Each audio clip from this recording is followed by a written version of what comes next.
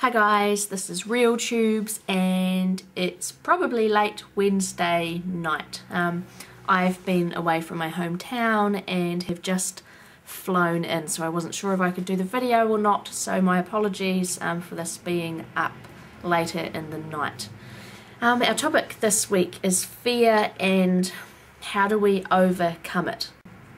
There's lots of different interpretations of fear, and you've probably all heard like false emotions or false evidence appearing real, face emotions and recover, and my favourite one at the moment in life is fuck emotions and run. Excuse the language. When I think of fear, I think of like the flight or fight response, that we can either fight it as in facing it and looking at what it's about and healing it and recovering from it, or there's the flight, which is the effort and run syndrome,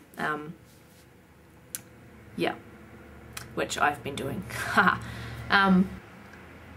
For me, I think when we're dealing with any sort of fear in life, it's like peeling back the onion layer. Fear is a response. It's an energy that happens from something that has put pressure on us, or a circumstance or a situation in our life that's happened, and we feel fear, which is energy in our body, and it can cause tension and it can cause panic. But probably what I want to talk about is how do we deal with the immediate reaction of fear, because if I was to talk about how we deal with it long term, I'm going to go over in the 5 minutes.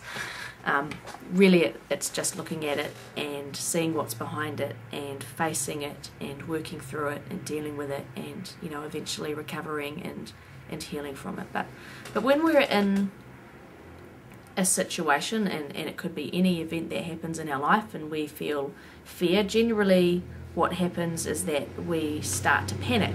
And in a lot of my training, when we're working with fear, we deal with the breath, because anything that happens in life, when we feel fear, what do we normally do? We normally go, we hold our breath and our diaphragm comes up, and it's stuck in our chest and our shoulders, and it gets locked in.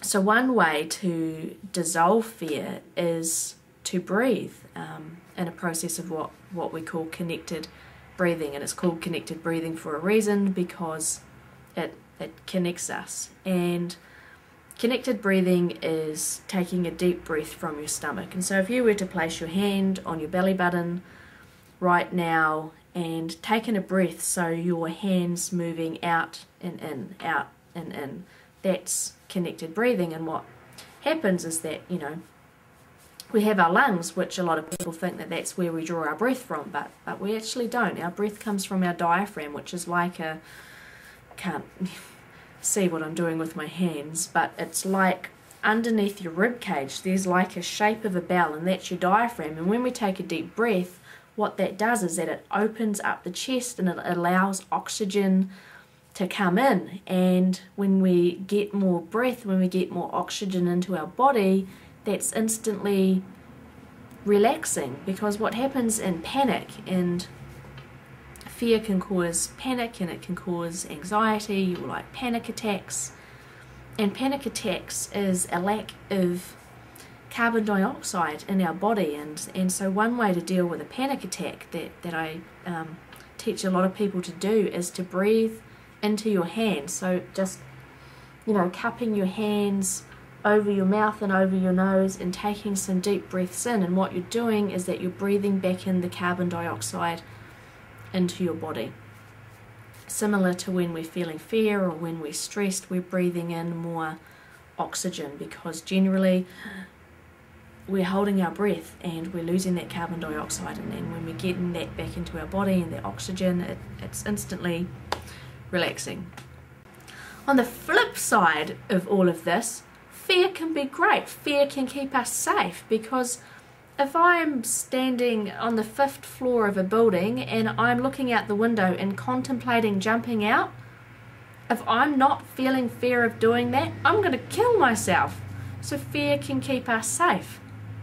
If someone comes down the street, you know, if I'm walking down the street and someone comes down and they hold a gun to my head, I'm going to want to feel fear because it's going to make me run, or it's going to make me cry for help, or it's going to, you know, it's going to keep me safe. If I wasn't fearful, I'd be like, and I might get shot, you know. So fear, we can work with fear. It can keep us safe. It can actually help us. So there's always kind of two sides to the coin. One, it can kind of prevent us from going forward in life, and on the other hand, it can keep us safe. It depends on the scenario. I think I've had too many energy drinks and lack of sleep and stress, and I hope that this makes sense. It's such a big topic and really hard to cover in a short amount of time. But I know the other girls are going to do a fab job. Hope you guys are having an awesome week. I will look forward to catching up with you next week. Take care.